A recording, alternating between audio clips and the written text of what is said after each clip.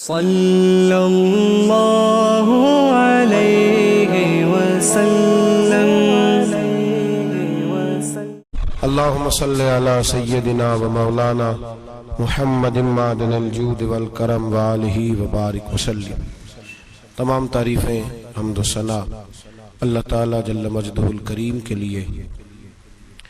हर किस्म के दुरूद व सलाम नबी मुहतरम शफ़ी मुहतशम आकाए कुल ख़त्म रसूल दानाए सुबुल अहमद मुज्तबा जनाब हज़रत मुहम्मद मुस्तफ़ा सल्लल्लाहु ताला अलैहि वसल्लम की ज़ाते वाला सिफ़ात के लिए हम्द व सलात के बाद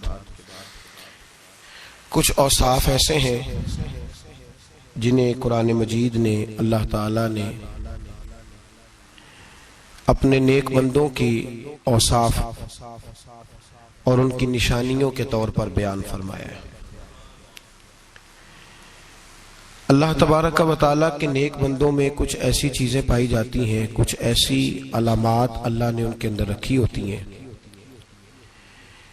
कि उनकी वजह से मुआशरा अमन, सुकून, प्यार और मोहब्बत का मुआशरा बन जाता है।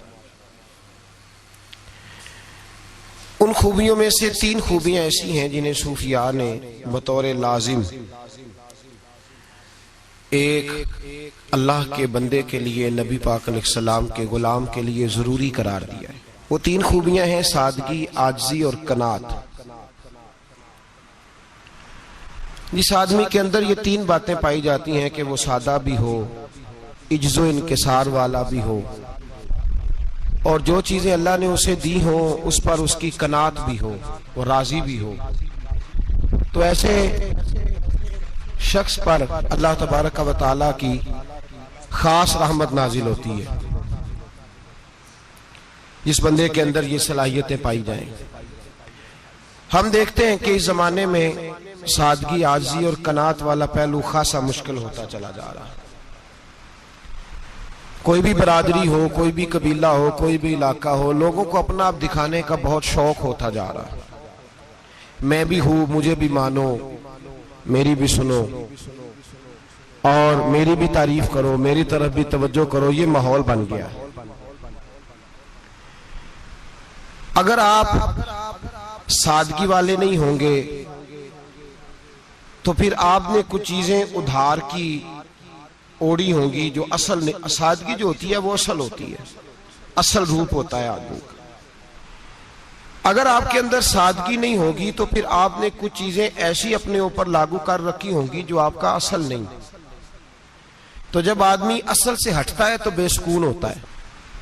अल्लाह तबारक व तआला ने मुंह में दांत बनाए हैं तो ये असल है।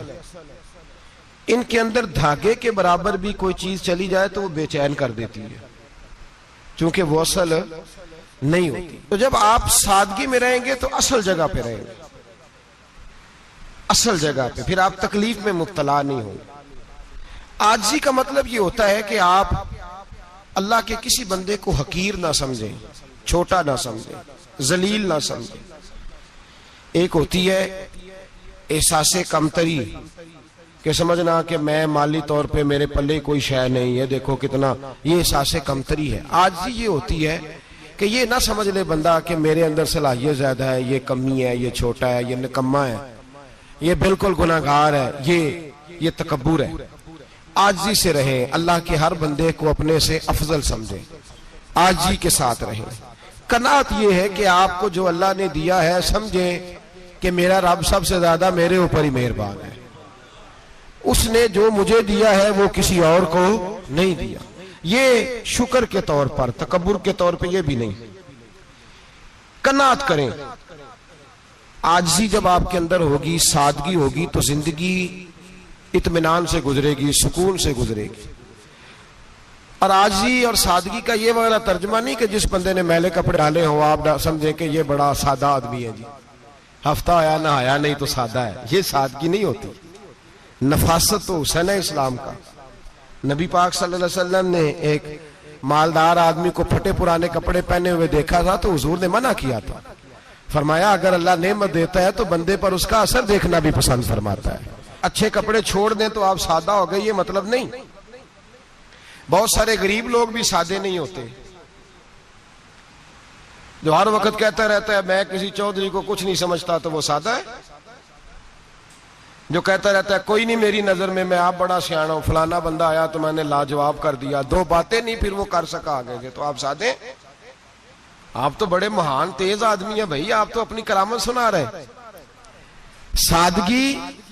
सादगी का मतलब है बेतकल्लफ जिंदगी, जिसमें कोई तकल्लुफ ना पाया जाए, जो बंदा हो वही वो बयान करे, ये सादगी है। ये सादगी के खिलाफ है कि आप जो नहीं है वो आप। मेरा एक तजर्बा है, इसको आप कुरान और हदीस का निचोड़ ना समझिएगा, मेरी जाती बात है तो इसको जादी रहने दीजिएगा। कभी कभी मैं परेशान होता हूं, आप किसी की दावत खाने जाए ना, वो अकीके की हो, वलीमे की हो, कोई भी हो, अच्छा जब आप खा लेते हैं ना तो फिर वो आदमी मुतालबा करता है कि आप उसकी तारीफ करें, फिर उसका ये मुतालबा होता है। वो बिल्कुल मेरी तरह का देहाती भी हो तो कहता मैं मुंडिया नूं कल आख्या कि लियाओ फिर कोई कट्टा चंगा तगड़ा जिहा, अज जी आखन ना कि जनाब एदी दावत सी ते इस पकाए कुछ नहीं। वो फिर जिसले कट्टा एडा वधिया लिया के नाई अगे रखिया तो उन्हें पहली बारी इंज दा वेखिया सी, उन्हें फिर बनाया कि कमाल कर छड़ी। मुतालबा क्या है उसका भला? तुहानू आखे कि जिंज दी तुसां रोटी पकाई मैं कदे नहीं खादी। ये हर आदमी का मुतालबा, हर आदमी। जनाब मैं सवेरे गया हूं तो ताजी सब्जी स्पेशल आपके लिए मैं लेके आया हूं, और ये वो वाली लाया हूं जो मिलती नहीं थी पूरी दुनिया से, सिर्फ मुझे मिली है। तो ये आजिज़ी नहीं, ये सादगी नहीं, ये बनावट है।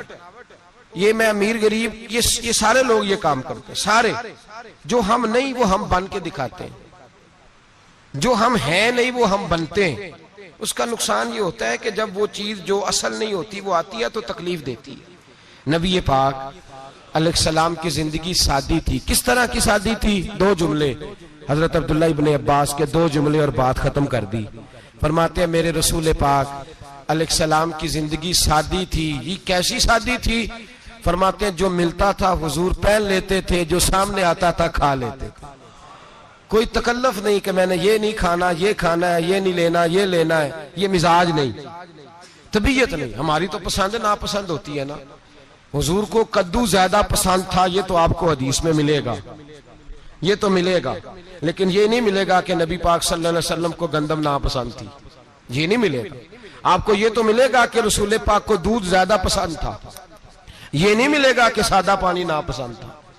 ये तो आपको मिलेगा कि नबी करीम सैयद आलम सल्लल्लाहु अलैहि वसल्लम जमीर पर सोने को पसंद करते थे। ये नहीं मिलेगा कि चारपाई पर सोने को नापसंद करते थे।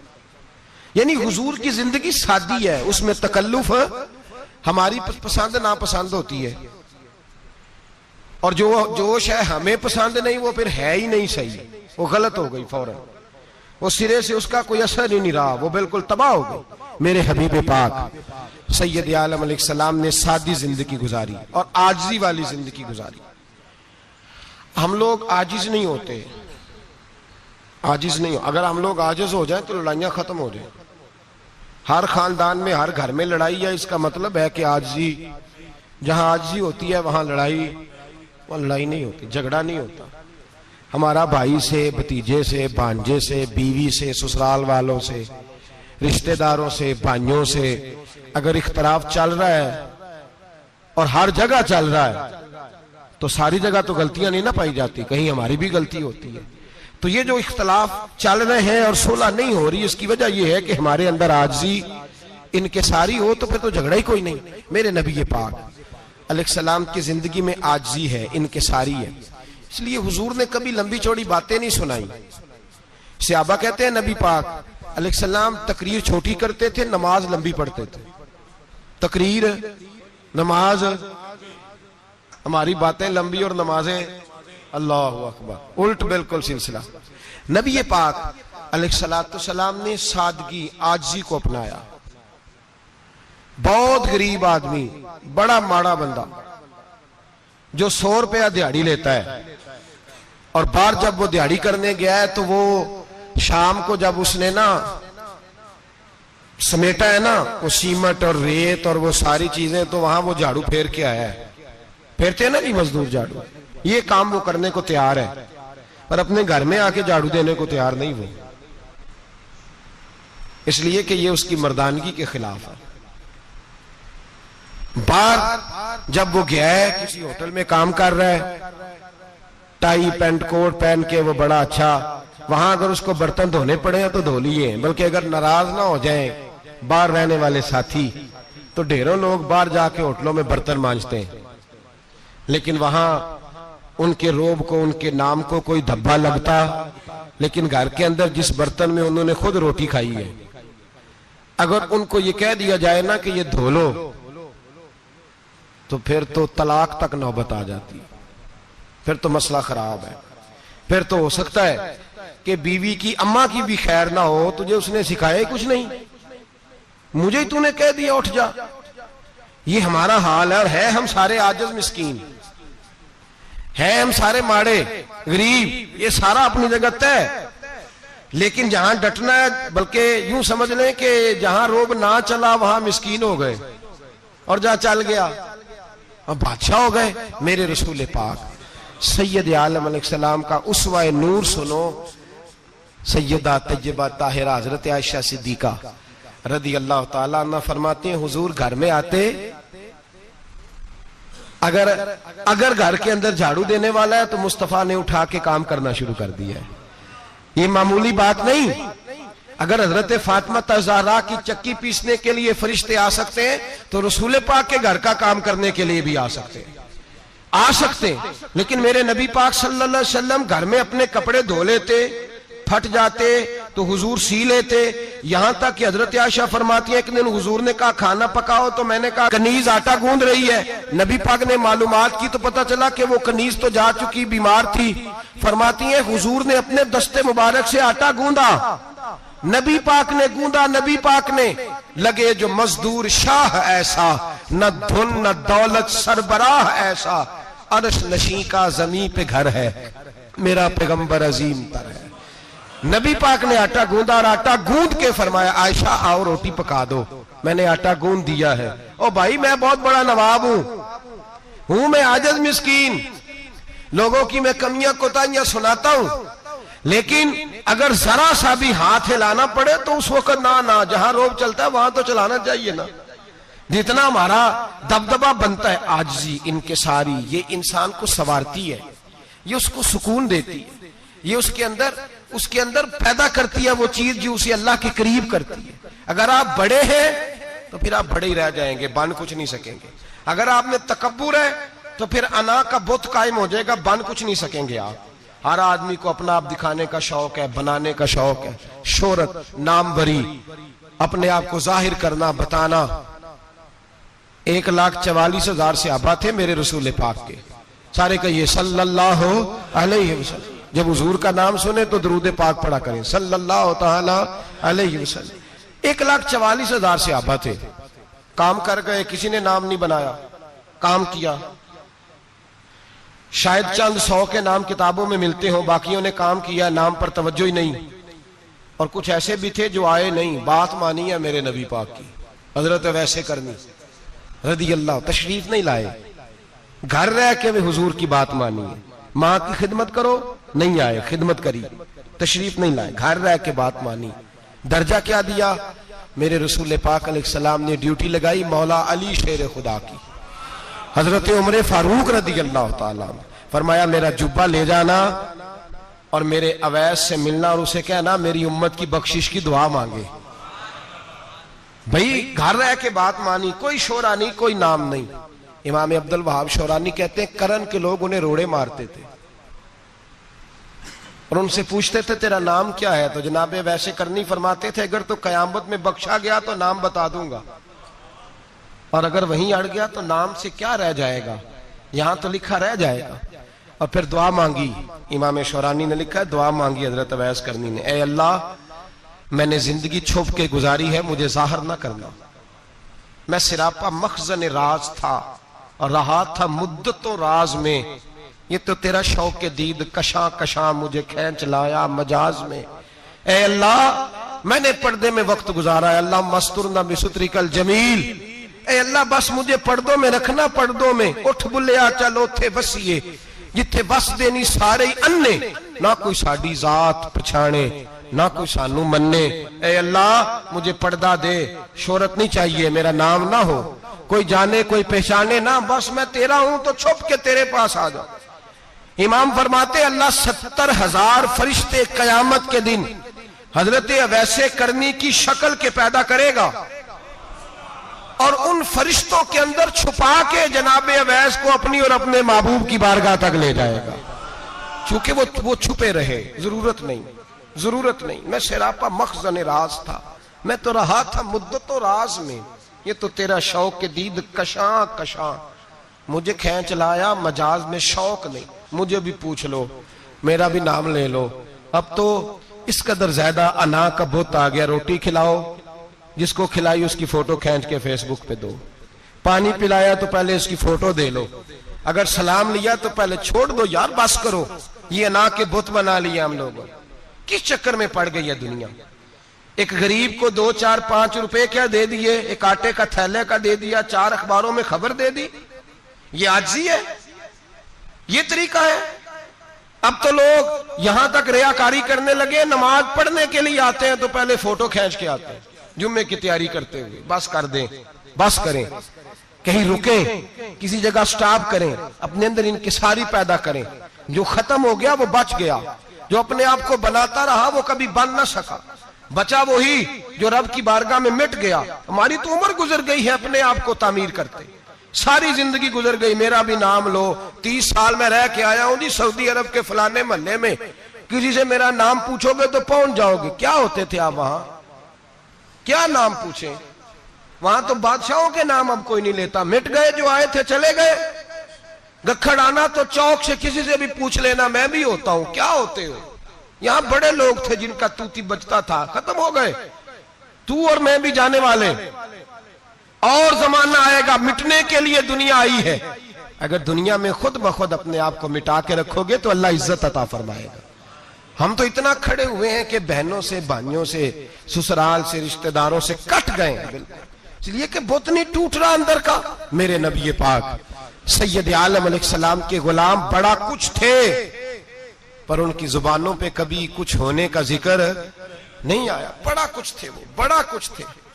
हजरत अबू बकर सिद्दीक रदी अल्लाह, बड़ा कुछ थे ना, क्या बात थी। मेरे मुस्तफा करीम सैयद आलम सल्लल्लाहु अलैहि वसल्लम ने फरमाया, अबू बकर मेरा वो खलील है कि दुनिया में भी मेरा सज्जन है, कयामत में भी मेरा दोस्त होगा, दुनिया और आखिरत में। वही अबू बकर है। मोहल्ले में 7 गरीब बच्चियां रहती हैं, वो कहती हैं हमारी बकरियां, बाप फौत हो गया, बकरियों का दूध धो दो। तो अबू बकर सिद्दीक बकरियों का दूध धोने चले जाते हैं, उनके घर का काम काज करके आते हैं। सैयदना उमर फारूक, मेरे नबी पाक अलैहिस्सलाम ने फरमाया, फरिश्ते 950 साल मेरे उम्र की शान बयान करें तो खत्म नहीं हो सकती। इतना बड़ा शख्स उमर फारूक, इतना बड़ा आदमी। एक दिन ऐलान किया उमर फारूक ने, लोगों मस्जिद में आओ, बात करनी है। अमीरुल मोमिनीन का पैगाम है, सारे मस्जिद में आ जाए। खचाखच मस्जिद नबी सहाबा से भर गई। और ऐसा जब ऐलान होता था तो सहाबा दौड़ के आते थे, शायद को जंग है, शायद किसी ने हमला कर दिया है, शायद कोई नई बात है। दौड़े आए लोग, मस्जिद नबी खचाखच भर गई। सैयदना फारूक आजम रदी अल्लाह तआला अन्हु मिंबर पे बैठे। हजरत अब्दुर रहमान इब्ने औफ रदी अल्लाह तआला अन्हु फरमाते हैं कि सहाबा तजस्सुस के देख रहे हैं कि पता नहीं किसी तरफ से पैगाम नहीं आ गया, कोई काफिर हमला नहीं करने लगा, अल्लाह जाने क्या हुआ है, बड़ी परेशानी है। उमर बैठे, अल्लाह की हम्द की, नबी पाक सल्लल्लाहु अलैहि वसल्लम पर दुरूद पढ़ा, और फिर उमर फारूक बोले, फरमाने लगे, मैं जब मक्के में रहता था ना तो कभी घर में कहत आ जाता था, कभी कहत आता था घर में, बकरियों के दूध खुश्क हो जाते थे, गंदम नहीं मिलती थी, पानी नहीं होता था। तो फरमाया मेरी अम्मा मुझे खाला के घर भेज देती थी। कबीला बनु मखजूम, उस कबीले में मेरी खाला की शादी हुई थी तो वो मालदार लोग थे, उनके पास ज्यादा बकरियां, ज्यादा ऊंट, ज्यादा गायें, ज्यादा खेत थे। हजरत उमर फारूक फरमाने लगे, मैं उनके घर जाता तो मेरे खालू समझ जाते कि उमर को इसलिए भेजा गया है कि कहत आ गया है। फरमाते हैं वो मुझे सवेरे बकरियां चराने ले जाते, शाम तक मैं उनकी बकरियां चराता। अमीरुल मोमिनीन उमर, एक तरफ मसला यह है कि कैसर और किसरा की दीवारें हिल रही हैं उमर के नारों से, और इधर उमर मिंबर पे बैठ के खुतबे दे रहे हैं। फरमाते मैं बकरियां चराता, शाम तक खाला के घर जाके मजदूरी करता, और फरमाते शाम होती तो एक मुट्ठी किशमिश मुझे देते वो। आप फरमाते मैं बड़े कद वाला था, एक मुट्ठी किशमिश मिलती है, कभी एक मुट्ठी खजूरें, मैं शाम को खा के सो जाता। कई कई महीने यूं ही गुजरते तो मेरी अम्मा का पैगाम आता कि हालात सही हो गया, मेरे बेटे को भेज दो। ये बात कही, हजरत उमर रोने लगे और फिर कहने लगे अब वो वक्त आया है कि लोग मुझे अमीरुल मोमिनीन उमर कह के पुकारते हैं। बस ये दो बातें की। उमर ने कहा चलो जोहर का वक्त हो गया, अजान पढ़ो, उठो नमाज पढ़े, उठो। अजान हुई, कामत हुई, जनाब उमर ने नमाज पढ़ाई, लोग चले गए तो सैयदना अब्दुर्रहमान इब्ने औफ जराना था जनाब उमर से, बाजू पकड़ के कहने लगे उमर सियाना बंदा यार तू ये दो बातें सुनाने के लिए इतना मजमा इकट्ठा किया था, ये दो बातें कहने के लिए कि मैं खाला के घर जाके मजदूरी करता था तो एक मुट्ठी किशमिश मिलती थी, एक मुट्ठी खजूरें, ये कहने के लिए कि मैं बकरियां चराया करता था। तो हजरत उमर फारूक रदी अल्लाह ताला अन्हु फिर रोए, फिर आंखों में आंसू आए। कहने लगे अब्दुर्रहमान आज ना मिस्र शाम से कुछ लोग आए थे और वो बता रहे थे कि उमर तेरा डंका वहां भी बड़ा बजता है। वो मुझे कह रहे थे तेरे नाम के वहां भी बड़े दबदबे हैं, बड़े तज़किरे हैं। तो मेरा नफ्स मुझे कह रहा था उमर देखा तू यहां बैठा है और वहां तेरे नाम का शोर हो रहा है, मुझे इसने बड़ा किया है। तो मैंने आज मुस्तफा के सारे गुलाम इकट्ठे करके अपनी औकात बता दी है। मैंने अपनी औकात बताई है कि मैं कुछ नहीं, कोई शय नहीं, कोई चीज ही नहीं, असी किसी से कुछ नहीं जे लगदे, ना कोई साडा दर्दी। मैंने बताया है कि मैं तो किसी के बकरियां चरा के एक मुट्ठी किशमिश लेके गुजारा किया करता था। गुजारा मुझे मेरे कुछ साथी ना ले गए गुजरांवाला सर्दियों के मौसम में, मुझे कहने लगे स्वेटर पसंद कर लें अपनी मर्जी का। तो मैंने कहा यार मुझे तो वही मजा आता है जो मेरी अम्मा क्रोशिये से बनाया करती थी, वही वो पहले अब्बा पहनते थे, फिर वही स्वेटर बड़ा भाई पहनता था, फिर हमारे खाते में आ गया। और फिर उसकी तारीफें होती थी गुर्बत छुपाने के लिए, उसकी तारीफें होती थी, बड़ी मेहनत से बना है जी, क्या बात है, बड़ा गर्म है, तो अब छोटे भाई को दे दिया जाए। हमने कहा वही जमाना देखा है, वही रंग देखा हुआ है और उस पर फख्र है। अब तो लोग जब कुछ हो जाता है ना, दो चार लोग जानने लगते हैं तो लोग फटाफट दावा कर देते हैं खानदानी रईस आजम हूं, बड़ी बात है। ऐसी कोई बात नहीं, जिसको अपना आप याद रहता है उसे खुदा भी याद रहता है, जिसे अपना आप याद रहता है उसे रसूलुल्लाह भी याद रहते हैं, जिसे अपना आप याद रहता है उसकी नजर में दूसरे लोग भी कुछ होते हैं। मैं उम्रे के लिए, हज के लिए जाता रहता हूँ, रब मुझे अपने फजल से बुला लेता है। तो मैं एयरपोर्ट से नीचे उतरा तो एक साहब मेरे जानने वाले थे, दौड़ के आए और मुझे कहने लगे क्या बात है, सुना है इस दफा आप सऊदी एयरलाइन से आए, सीधा मदीना शरीफ आए, क्या बात है आपकी। और मैंने कहा साहब छोड़ दें, मैं भी जब पहली दफा आया था तो मैं भी बड़ा घूर घूर के एयरपोर्ट देखता था, मैंने कभी देखा जो नहीं था, मैं बड़ा घूर घूर के देखता था, कोई ऐसी बात नहीं है, ये निजाम कुदरत है, बादशाह के फैसले हैं, वो जब चाहता है जिस तरह के चाहता है फैसले फरमा लेता है, तो ये उसके फैसलों की बात है। हम लोग ना जिस हैसियत पे होते हैं वहीं रह जाते हैं, पिछली बात भूल जाते हैं। इसलिए हम चाहते हैं जो भी हमें मिले झुक के मिले, जो भी आए, और ये मेरा आपका सबका मुश्तरका मामला है। मेरे नबी पाक सल्लल्लाहु ताला अलैहि वसल्लम ने सहाबा से पूछा तुम्हें बताऊं जन्नत के बादशाह कौन होंगे? जन्नत के आम लोग नहीं, जन्नत के, बोलिएगा जरा, जन्नत के अल्लाह बादशाह। जन्नत में तो जाना बड़ी बात है, हुजूर जन्नत का भी बादशाह, इब्ने माजा में लफ्ज है, तुम्हें पता है जन्नत के बादशाह कौन होंगे? तो मेरे मुस्तफा करीम सल्लल्लाहु ताला अलैहि वसल्लम के गुलामों ने कहा हुजूर हमें नहीं पता। तो हुजूर ने फरमाया जन्नत के बादशाह वो लोग होंगे जिन्हें दुनिया में कोई भी नहीं जानता था, जिनके कपड़े सादे होते थे, जो गरीब लोग होते, जो सिफारिश करते थे तो उनकी कबूल कोई नहीं करता था, जो किसी के साथ जाते थे तो उनको मानता कोई नहीं था, वो जन्नत के बादशाह होंगे, बादशाह।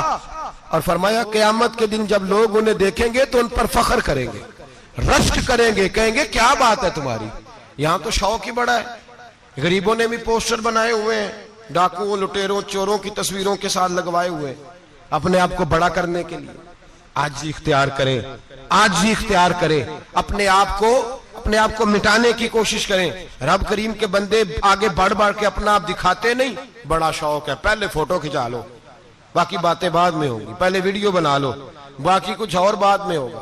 पहले अब तो परसों तरसों मुझे एक मौलाना कहने लगे कि आपसे मैंने, वो यहाँ जुमा पढ़ने आते हैं कभी कभी, मेरे दोस्त हैं, कहते हैं आपसे मैंने सुना था कि अगर कोई, उस नबी पाक का फरमान है, अगर कोई नजराना दे तो उसको ले लो, अगर कोई तोहफा दे तो उसको, हुजूर ने फरमाया ले लो अगर तुम्हें को देता है, अपनी मर्जी से, मांगना मना है। खुद दे तो ले लो, वरना एक वक्त आएगा तुम मांगोगे तुम्हें मिलेगा नहीं। जब को दे तो ले लो। कहने लगे आपने कहा था को दे तो उस वक्त से मैं, कोई सूट देता है मुझे मेरी मस्जिद का नमाजी तो मैं ले लेता हूं, कोई मुझे कोई और शय देता है तो मैं आपसे सुन के, तो अगर मेरी मस्जिद का नमाजी सूट पकड़ाते साथ फोटो भी खींचे तो फिर मेरे लिए क्या हुक्म है। वो खुशबू की डब्बी देते हुए साथ फोटो भी खींचे, फिर मेरे लिए क्या हुक्म है।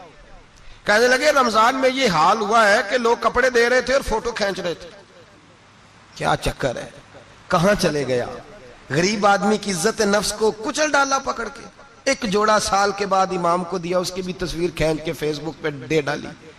ये हमारी आजिज़ी है, ये हमारा प्यार है, ये हमारा अंदाज है। भाई ये हम गलत रास्ते पे, गलत डगर पे चल निकले, हमें वापस आना पड़ेगा। मेरे नबी पाक अलैहिस्सलाम ने आजिज़ी को पसंद किया। हुजूर शोहरत से, नामवरी से दूर रहते।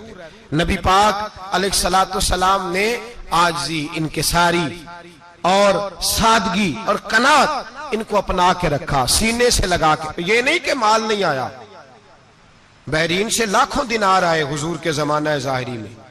तबूक के बाद फतुहात हुई तो लाखों दिनार आए, लेकिन हजरत आयशा कहती है हमारे घर में 4 दिन के बाद ही रोटी पकी है, हमने एक वक्त ही खाना खाया। लाखों रुपया आया है, पर हमारे घर के अंदर जो खाना आया है वो सिरका ही आया है।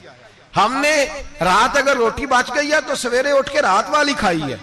हमारे घर के अंदर वही हालात रहे, इसलिए कि मेरे नबी पाक अलैहिस्सलाम ने फरमाया मैं तुम्हारी दुनिया से हासिल करने नहीं आया, मैं तो मुसाफिर की तरह वक्त गुजारने आया। हम ज्यादा के चक्कर में निकले तो बड़ा कुछ कुचल के आ गए। बड़ा कुछ आजी जब पैदा होती है, इनकिसारी जब पैदा होती है, जब तवाज़ो आती है, फिर इंसान बनता है, फिर वो समझता है, फिर उसके अंदर तब्दीली आती है, फिर वो। और बुजुर्ग फरमाते हैं आजी वाले को नमाज में भी लज्जत आती है। वरना तो किसी ने पूछा था, एक शायर इस्लामाबाद में रहते थे, तो उनसे किसी ने पूछा कि आपका शहर किस तरह का है। उन्होंने कहा मेरा उस शहर अदावत में बसेरा है जहां लोग सजदों में भी लोगों का बुरा सोचते हैं। मेरा उस शहर अदावत में बसेरा है जहां लोग सजदों में भी लोगों का, नमाज पढ़ते हुए कहते हैं देखो कितनी बू आ रही है इससे, कपड़े नहीं बदल के आया, नमाज पढ़ते हुए भी साथ वाले के बारे में बुरा सोच रहे। जब आजी सैयद अहमद कबीर रिफाई रहमतुल्लाह ताला अलैह, ये सिलसिला रिफाइया के शेख हैं, आला हजरत रहमतुल्लाह अलैह ने इनकी बड़ी तारीफ लिखी है फतावा रज़विया में। मिस्र के अंदर सिलसिला रिफाइया और शाज़िलिया, बहुत सारे लोग इस सिलसिले में मुरीद हैं। सैयद अहमद कबीर रिफाई इतने बड़े सूफी थे कि मेरे मुस्तफ़ा करीम सल्लल्लाहु अलैहि वसल्लम के रोजे पर हाजिरी देने गए।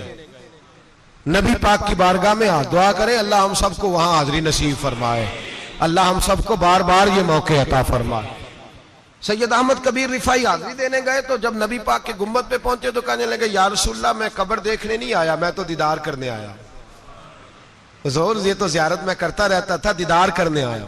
ये कह के रोने लगे। इतनी देर रोए कि मेरे मुस्तफ़ा करीम ने अपना दस्ते मुबारक कब्र से बाहर निकाल दिया, हाथ मुबारक बाहर आया। 10,000 लोगों ने देखा। कितने लोगों ने? अब यहां भी लोगों को शक होगा जी कैसे बाहर आया, तो बुखारी सुना देता हूं, मसला जरा हल हो जाए। मस्जिद नबी की तामीर हो रही थी, तामीर तो कहते हैं कि दीवार नहीं, तामीर करते वक्त ना एक दीवार गिरी, ये बुखारी के लफ्ज है। दीवार गिरी तो एक पैर बाहर आ गया। पैर को देखा तो कहते हैं हाथ रखते थे तो उसमें बिल्कुल ऐसे था जैसे खून साइडों पे हो गया, बिल्कुल जिंदा। शोर हो गया कि ये नबी पाक का कदम मुबारक है, हुजूर का। बहुत सारे लोग इकट्ठे हुए, उलमा को बुलाया, पैर देखा तो कहने लगे नबी पाक का नहीं, ये तो सैयदना फारूक आजम का है। जब ये कहा ना फारूक आजम का, तो फिर एक शोर उठा कि ये हाल है उनके गुलामों का, तो सरकार का आलम क्या होगा। ये हाल है उनके गुलामों का, तो फिर सरकार का आलम। ये बुखारी है, तो जिंदा है वल्लाह, तो जिंदा है वल्लाह, मेरी चश्मे आलम से छुप जाने वाला। सैयद अहमद कबीर रिफाई इतने बड़े, नबी पाक सल्लल्लाहु अलैहि वसल्लम ने दस्ते मुबारक बाहर निकाला, 10,000 लोगों ने देखा। किसी ने हजरत सैयद अहमद कबीर रिफाई से पूछा कि बाबा इतना बड़ा दर्जा, इतना बड़ा मकाम कैसे मिला। तो बाबा जी कहने लगे, जिंदगी में कभी किसी को हकीर नहीं समझा, किसी को कभी हकीर, कभी किसी को अपने से कमतर नहीं समझा। तो अल्लाह ने, देखे ना, अगर आप नहीं समझेंगे तो उसके लिए भी आपको उन्वान मिल जाएंगे, और अगर समझना है अपने आप को बड़ा तो उसके लिए भी मौके मिल जाते हैं। हजरत शफीक बल्खी बहुत बड़े सूफी बुजुर्ग हुए, पर नौजवान थे, जवानी में ही अल्लाह ने बड़ा मर्तबा दिया। हजरत अब्दुल्ला बिन मुबारक बूढ़े थे, दोनों एक महफिल में इकट्ठे हुए। अब बगदाद सारा मानने वाला था और दोनों का मानने वाला था। आखिर में दुआ बुजुर्ग कराया करते थे महफिल के इख्तिताम पर। हजरत शफीक बल्खी जनाब अब्दुल्ला बिन मुबारक से कहने लगे, आप दुआ करें, आप दुआ करें, आप बुजुर्ग हैं। अब जिसने जो मानना है उसे उसके लिए उन्वान भी मिल जाएगा। हजरत सैयदना अब्दुल्ला बिन मुबारक कहने लगे, बेटे तू दुआ कर, तेरी उम्र थोड़ी है, तेरे गुनाह भी थोड़े हैं, तेरी उम्र थोड़ी है, तेरे गुनाह भी थोड़े हैं। तो सैयदना शफीक बल्खी कहने लगे, नहीं हुजूर आप दुआ करें, आपकी उम्र ज्यादा है तो नेकियां भी तो ज्यादा ही है ना, नमाजें भी तो आपकी ज्यादा है ना, रोजे भी तो ज्यादा, रमजान भी तो आपकी उम्र में ज्यादा है ना, आज भी तो आपने ज्यादा। अगर आपने किसी को अपने से बड़ा समझना है तो उन्वान आपको मिल जाए, छोटा समझना है तो उसके लिए भी उन्वान आपको। बात तो ये है कि आप क्या करना, अगर आप किसी को हकीर समझना चाहते हैं तो बात खत्म हो गई। सैयद अहमद कबीर रिफाई फरमाते, जिंदगी भर कभी किसी को हकीर नहीं समझा। अल्लाह की सारी मखलूक की क्या बात है। अल्लाह कुरान में कहता है, इन्नल्लाह ला यस्तही अन यदरिब मसलन मा बऊदतन फमा फौकहा। अल्लाह शर्म नहीं करता कि एक मच्छर की मिसाल बयान करे या उससे भी कमतर। अल्लाह मच्छर की बात करता है इतना बड़ा होके, वो कहता है मैं करूंगा, मेरी मखलूक जो है मेरी तो हजरत अहमद कबीर रिफाई फरमाने लगे, मैंने कभी किसी को हकीर, बोलिए कभी किसी को हकीर। हम लोगों के पास उन्वान बड़े हकीर समझने के लिए, हम समझ लेते हैं। अमीर आदमी कहता है गरीब मेहनत क्यों नहीं करता, मेहनत करे अमीर हो जाएगा। उन्वान हुआ कि ना तनकीद करने का। 4 बच्चे हैं, करें कमाई, अमीर हो जाएंगे। अब वो हकीर समझ रहा है गरीब को, गरीब भी अमीर को हकीर समझता है। वो भी कहता है जो इसने कमाया सारा ही हराम है, जायज एक पैसा नहीं, उसने भी हकीर समझ लिया। यानी वो ये कह रहा है कि मैं हलाल खाता हूं, ये अमीर हराम खाते हैं, तो बात खत्म हो गई। उसने भी हकीर समझ लिया, इसने भी हकीर समझ लिया। अब उन्वान ही था ना, अगर उन्वान बदल लेते तो बात बन जाती। अमीर अगर ये कहता कि मैं इस गरीब की मदद करूंगा इसलिए कि पैसे मेहनत से नहीं मिलते, खुदा के फजल से मिलते हैं, तो वो ये ना कहता कि ये मेहनत करता तो आगे चला जाता। और गरीब अगर समझता इस बात को तो ये ना कहता अमीर सारे हराम ही खाते हैं, वो कहता भाई रब ने जो मेरे लिए पसंद किया मुझे दिया, जो इसके लिए पसंद किया इसे दिया, बात खत्म हो गई, झगड़ा खत्म। उन्वान तो मिल जाएगा आपको, मुस्बत भी और मनफी भी। तो अच्छी बात नहीं कि मुस्बत इख्तियार करें। सैयद अहमद कबीर रिफाई कहते मैं गुजर रहा था, एक दिन मेरे साथ ऐसा हुआ कि मैं गुजर रहा था खेत के अंदर से, इधर भी पानी था इधर भी पानी था। होता है ना पानी पानी होता है फसलों में कई दफा। कब होता है ज्यादा पानी? नहीं, जब कद्दू करी है जी, और जब कद्दू करते हैं ना तो दोनों जाने पानी भरा होता है ना जी, वो ट्रैक्टर भी पानी में चलता है। मैं पेंडू हूं ना, मुझे ज्यादा पता है तो क्या हालात होते हैं। तो वो इधर भी पानी इधर भी पानी, तो दरमियान में से वो मुंडेर होती है छोटी सी, वाटा खीदा अपनी जुबान है। तो कहते इधर भी पानी था इधर भी पानी था। सैयद अहमद कबीर रिफाई कहते हैं मैं गुजर रहा था, असर की नमाज का टाइम हो गया, मैं जल्दी जल्दी जा रहा, सामने से कुत्ता आ गया। इंसान अशरफुल मखलूकात है, लेकिन वो अल्लाह का शुक्र करेगा कि उसने मुझे अशरफ बनाया है। ये नहीं कह सकता कि ये मखलूक हकीर है, ये बुरी है, ये नहीं कह सकता। शुक्र करे कि मुझे अल्लाह ने अशरफुल। सैयद अहमद कबीर रिफाई कहते कुत्ता आ गया सामने से। अब कुत्ता आया तो मुझे जल्दी थी, कुत्ता भी भीगा हुआ था। अब मेरा दिल करे कि कुत्ता नीचे उतरे तो मैं गुजरूं, कुत्ता खड़ा है कि ये साइड पे हो तो मैं गुजरूं। कहते हैं देर हो गई, तो मुझे डर लगता था, मैंने कभी कुत्ते को भी नहीं झिड़का था, कभी कुत्ते को भी, अपनी इतनी हैसियत ही नहीं, झिड़का ही नहीं कभी किसी को। आप फरमाते हैं देर हो गई, तो मैंने कहा या अल्लाह, हजरत सैयद अहमद कबीर कहते हैं मैंने कहा या अल्लाह इस कुत्ते को जुबान ही दे दे, मैं इसे कुछ समझा ही दूं, इसे जुबान ही दे दे, तू तो कादर मुतलक है। उसे जुबान दे दी। तो मैंने कुत्ते से कहा नीचे उतर जा, मैंने नमाज पढ़नी है। तो कहने लगा बाबा जी आप उतर जाए, आप उतर जाए, आप उतर जाए, मैं क्यों उतरूं? तो सैयद अहमद कबीर रिफाई कहते हैं मैंने उससे कहा कि बात यह है कि मेरे ऊपर नमाज फर्ज है, तेरे ऊपर फर्ज नहीं, तो मैंने नमाज पढ़नी है। अगर मैं खेत में उतर गया तो कीचड़ है, मेरे कपड़ों को मिट्टी लग जाएगी, पता नहीं पानी पाक है कि नापाक है, तो तू उतर जा, तेरे ऊपर नमाज नहीं फर्ज, तो मुझे जाने दे। तो सैयद अहमद कबीर रिफाई कहते हैं उसने ऐसी बात की कि मेरे ऊपर वजह तारी हो गया। कुत्ते ने बात की तो मैं कांपने लगा। राती जागे शेख सदावे, राती जाग दे कुत्ते, तैथों उत्ते मालक दा दर मूल न छड़ दे, भावे मारो 100 जुत्ते, तैथों उत्ते ओ एक बुरकी दा कदर पछानन, भावे मालक हो मन सुत्ते, तैथू उत्ते रुखा सुखा खा, दिने जा रुखा विच सुत्ते, ते तैथू उत्ते उठ बुलिया, चल यार मना ले नहीं ते बाजी लै गए नहीं कुत्ते, उठ बुलिया चल यार मना ले नहीं ते बाजी लै गए कुत्ते, ते तैथू उत्ते। सैयद अहमद कबीर रिफाई कहते हैं वो मुझे कहने लगा आप उतर जाए। तो मैंने कहा भाई मेरे ऊपर नमाज फर्ज है, तेरे ऊपर फर्ज नहीं, तू उतर जा, मेरे कपड़े आलूदा हो जाएंगे तो क्या करूंगा? तो कहते हैं उसने बात की तो मैं घबरा गया और छलांग लगा के मैं खेत में उतर गया।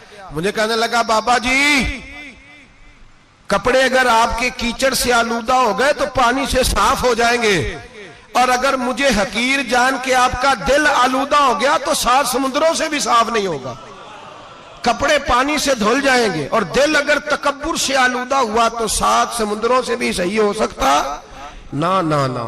हकीर नहीं जानना, ना मौलवी को, ना सूफी को, ना दरवेश को, ना खेत में काम करने वाले को, ना पट्टे पे मजदूरी करने वाले को, ना गाड़ी का शीशा साफ करने वाले को, ना तेल डालने वाले को, ना किसी को हकीर ना जान, ना किसी के हाल पे तंज कर, ना किसी के गम का मजाक उड़ा, वो जिसे चाहे जैसा नवाज दे। ये मिजाज लुत्फ रसूल है। ना ना कोई आया लेके चला गया, कोई उम्र भर भी ना पा सका, मेरे मौला तुझसे गिला नहीं, ये तो अपना अपना नसीब है। भाई हकीर नहीं जानना। सैयद अहमद कबीर रिफाई फरमाते हैं वो कुत्ता तो गुजर गया, मैं दौड़ा घर गया, जाके मैंने गुस्ल किया, कपड़े बदले। फरमाते हैं पहले भी मैं असर पढ़ता था, पर आज जब नमाज पढ़ी तो बड़ा ही मजा आया। मैं सर सजदे में रखूं मेरा उठाने को जी ही ना चाहे, मैं रुकू में जाऊं तो मेरा सर उठाने को दिल ही ना चाहे, मेरा दिल करे आज मगरिब लेट हो जाए, आज सूरज देर से गुरूब हो, मैं आज सारा दिन असर ही पढ़ता रहूं। भाई जब तू आजिज़ी वाली पढ़ता है, जब तू इनकिसारी वाली पढ़ता है, जब तू हजरत सैयदना मुआविया बिन खुतैज रदिया, एक हजरत मुआविया बिन सुफियान है, एक मुआविया बिन खुतैज सहाबी है, वो कहते हैं मैं जंग फतह करके आया तो सख्त गर्मी का मौसम था, मुझे पता था कि उमर फारूक दोपहर को आराम कर रहे होंगे। आप फरमाते मैं मस्जिद नबी में बैठ गया, एक बच्ची जनाब उमर के घर से निकली तो मुझे कहने लगी मुआविया आपका नाम है? मैंने कहा हाँ। अंदर जाके जनाब उमर को बताया तो उमर दौड़े आए, और जब आए तो सर पे टोपी कोई नहीं, पैरों में जूता कोई नहीं। कहने लगे मैं तेरा इंतजार कर रहा था, आज मुझे उम्मीद थी तू आएगा, तूने बताया क्यों नहीं? तो मैंने कहा हुजूर मुझे पता है रात सारी आप चेहरे पे कपड़ा डाल के मदीने की गलियों में रहते हैं, तो दोपहर को आप आराम करते होंगे, इसलिए मैंने कोशिश की कि आपको बेदार ना करूं, आप आराम कर रहे होंगे, इसलिए ये मैंने कोशिश की कि मैं बैठता हूं मस्जिद में आराम करता हूं, जब आप आएंगे तो देखी जाएगी। हजरत उमर फारूक ने जलाल किया, फरमाया तू मुझे गाफिल समझता है कि मैं सो जाऊंगा?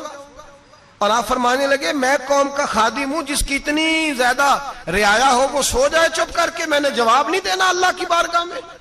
फरमाया मेरे अमीरों की तरह सोने जागने के वक्त मुकर्रर नहीं, मैं कौम का खादिम हूं, जिस वक्त भी आया करो मुझे जगा लिया करो, मुझे कब्र में जाके खुदा को भी जवाब देना है, मोहम्मद मुस्तफ़ा को भी जवाब देना है। मेरे भाई याद रखें, जब ये चीजें पैदा, और फिर हमने इन तकल्लुफात में, मैंने कई दफा ये बात बयान की है, अब तो लोग रिश्ते करते हैं तो डीसी कॉलोनी में किराए का मकान खरीदते हैं, 2-4 गैरों की गाड़ियां मंगा के दरवाजे के आगे खड़ा करते हैं, रिश्ता हो जाता है बड़ा घर देख के, और जब शादी के चौथे दिन पता चलता है कि ये किराए का मकान था, तो रिश्ते मकानों पे कायम नहीं होते, एतबार पे कायम होते हैं। वो एतबार टूटता है तो जिंदगी भर कायम नहीं होता दोबारा। जो आप हैं आप वही रहें, जो आप नहीं है वो कभी बनने की कोशिश ना करें। और मेरे अजीज ये भी याद रखें, आजी आपको सवार देगी। और वैसे भी हम अल्लाह के हुजूर जाने वाले, अगर पर्दों में छुप के चले जाएंगे तो बच जाएंगे, और अगर हम अपना आप दिखाते ही रहें, सारी जिंदगी इसी चक्कर में रहें कि मुझे भी पूछो, मुझसे भी मुशावरत करो, मेरी भी बात सुनो, तो ये अना की दौड़ तो खत्म ही नहीं होती। हिर्स सिर्फ पैसे की नहीं होती, हिर्स हवस शोहरत की भी होती है। और नबी पाक सल्लल्लाहु अलैहि वसल्लम ने इसको भी बयान फरमाया है कि ये जो तेरे अंदर चीज पैदा होती है ना, मैं जाना जाऊं पहचाना जाऊं, इससे भी अपने आप को बचा।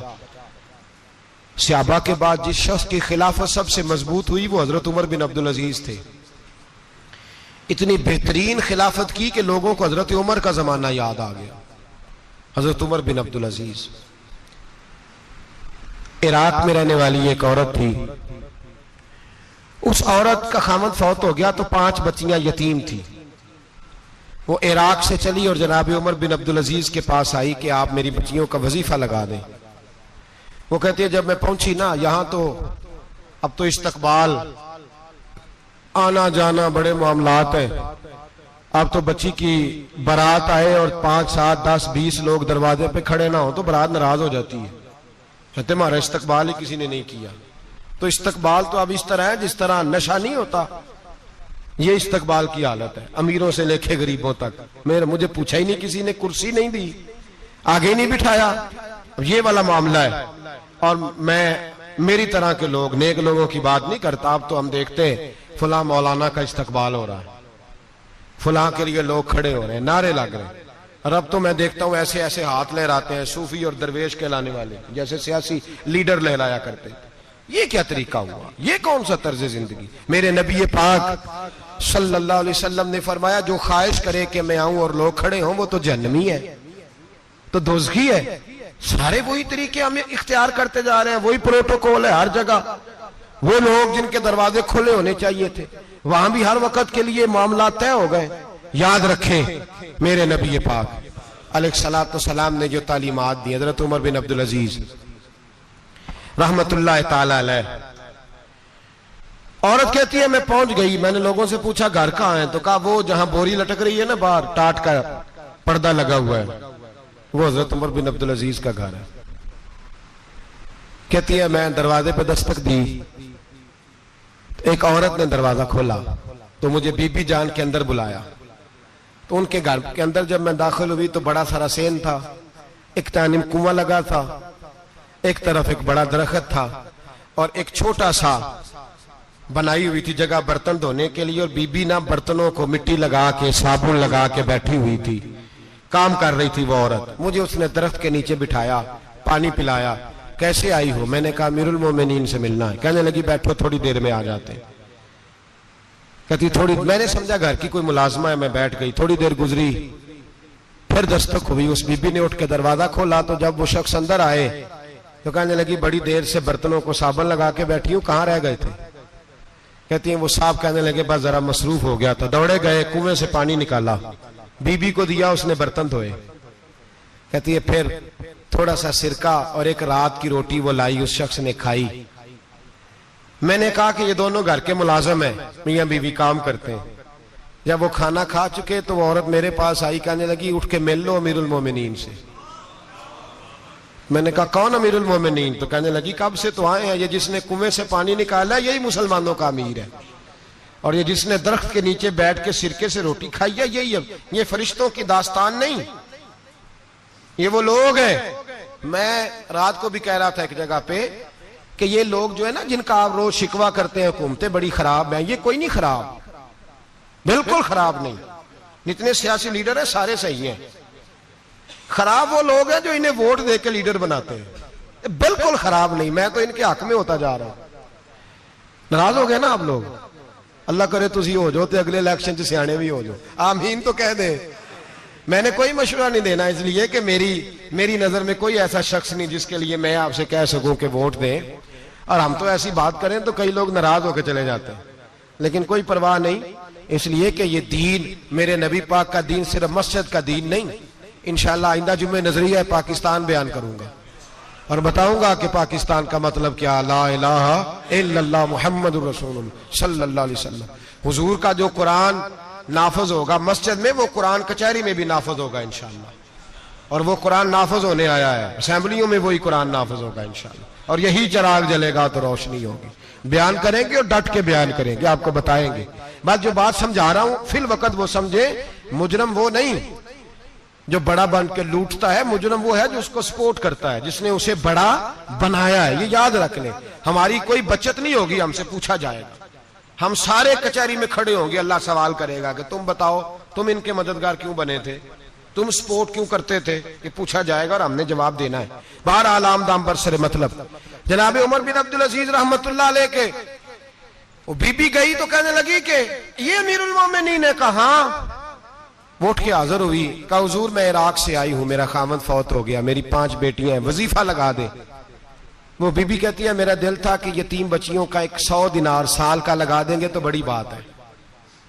कहती है जब मैं उनके पास गई तो हजरत उमर बिन अब्दुल अजीज को बताया तो वो रोने लग गए और मुझसे माफियां मांगने लगे। मैंने कहा हुजूर आप क्यों माफी मांगते हैं? तो कहने लगे इसलिए माफी मांग रहा हूं कि तू मेरी रियाया में थी और तेरी 5 बच्चियां यतीम थी, तुझे खुद चल के आना पड़ा है। मेरा काम था तेरी खबर लेता, माफ कर दे अल्लाह की रिजा के लिए। उन्होंने वजीफा लिखना शुरू किया तो मेरी एक बच्ची का 1000 दिनार साल का लिखा। मैंने कहा अल्लाह तेरा शुक्र है। फिर दूसरी बच्ची का 1000 लिखा तो मैंने कहा अल्लाह तेरा शुक्र है। तीसरी का 1000, चौथी मैंने कहा शुक्र है। जब चौथी का लिखा तो मैंने कहा अल्लाह आपका इकबाल बुलंद करे, अल्लाह आपको हमेशा इसी तरह फलता फूलता रखे। कहते हैं जनाब उमर बिन अब्दुल अजीज ने कलम रख दिया, फरमाने लगे मैं 5वीं का वजीफा नहीं लिखूंगा, 4 बहनों से कहना बांट के इसे भी दे दें। कहा हुजूर क्यों? आप फरमाने लगे जब तक तू अल्लाह का शुक्र अदा कर रही थी मैं भी रब से जुड़ा हुआ था और अल्लाह से डर के लिख रहा था। अब तूने मेरी तारीफ की है, अब मेरी जात आ गई है, अब मैं अगर ये वजीफा लिखूंगा तो इससे अल्लाह राजी नहीं होगा, इससे मेरे नफ्स में रिया पैदा होगी। अब मैं 5वीं का नहीं लिखूंगा, जा और जाके इराक के गवर्नर को दे। बीबी कहती है मैं घोड़े पे बैठी और मैं चंद दिनों के बाद इराक पहुंची। जब सवेरे आके मैंने वालिए इराक को रुका दिया तो वो चीख मार के रोया। मैंने कहा क्या हुआ? तो कहने लगा बीबी आज रात को हजरत उमर बिन अब्दुल अजीज का इंतकाल हो गया, फौत हो गए, तो इंतकाल कर गए। कहती मैं भी तड़प के रोई। मैंने कहा मेरी यतीम बच्चियों का क्या बनेगा?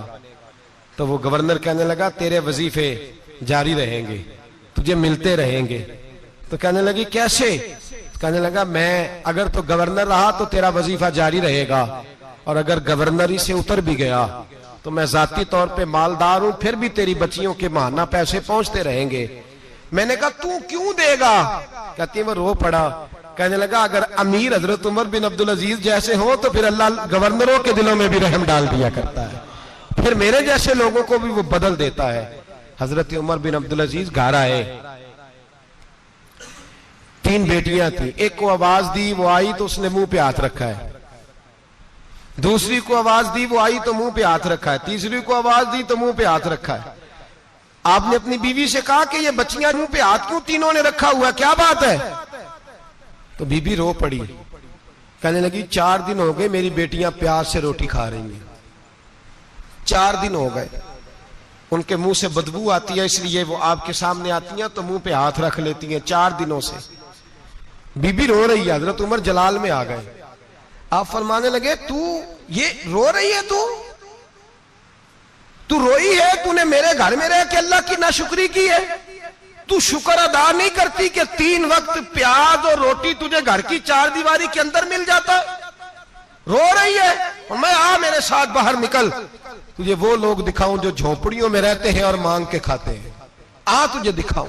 इतनी नाशुक्री कि घर के अंदर प्याज पहुंच रहा है, रोटी पहुंच रही है और तू कहती है मेरी बेटियां प्याज से खाती हैं, शुक्र कर फाके नहीं काटने पड़े। फिर अगले लफ्ज कहे तो रो पड़े। फरमाने लगे मैंने तो मुस्तफा के वो हालात भी सुने हैं जिसमें कई दिन बीबी फातिमा ने फाके किए। तू घर के अंदर प्याज पहुंच रहा है, तू अभी भी। सादगी, आजिज़ी और कनात नेमत थी इन लोगों की। हमारे यहाँ रोज शिकवा है, किस बात का? गाड़ी कोई नहीं। रोज रोना है, किस बात का? बंगला कोई नहीं। रोज रोना है, किस बात का? बैंक बैलेंस कोई नहीं। 10 जोड़े क्यों नहीं ईद पे आए? और ये सिर्फ औरतों का मसला नहीं, हमारे अंदर भी ये बात बदर्जे औला। हम रोज अपने आप को मिस्कीन कहते हैं, गरीब कहते हैं, लाचार कहते हैं, मजबूर कहते हैं।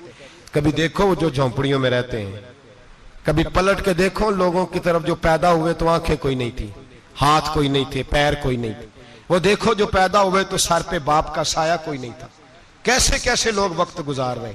हम रोज आके कहते हैं कारोबार ठंडा हो गया है, हालात बड़े खराब हो गए, हम बड़े मजबूर। क्या हो गया साहब?